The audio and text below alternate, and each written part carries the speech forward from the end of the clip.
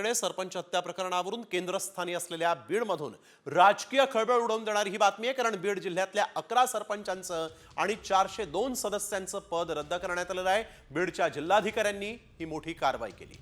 ग्रामपंचायत निवडणुकीत राखीव जागांवर निवडून आल्यावर जात वैधता प्रमाणपत्र देणं बंधनकारक असतं, मात्र या सर्वांनी मुदतीच्या आत जात वैधता प्रमाणपत्र दिलेलं नाही आणि त्यामुळे जिल्हाधिकाऱ्यांनी गाव कारभाऱ्यांना मोठा दणका दिला आहे।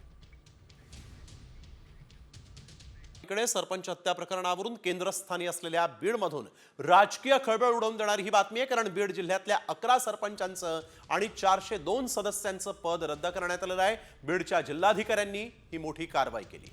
ग्रामपंचायत निवडणुकीत राखीव जागांवर निवडून आल्यावर जात वैधता प्रमाणपत्र देणं बंधनकारक असतं, मात्र या सर्वांनी मुदतीच्या आत जात वैधता प्रमाणपत्र दिलेलं नाही आणि त्यामुळे जिल्हाधिकाऱ्यांनी गाव कारभाऱ्यांना मोठा दणका दिला आहे।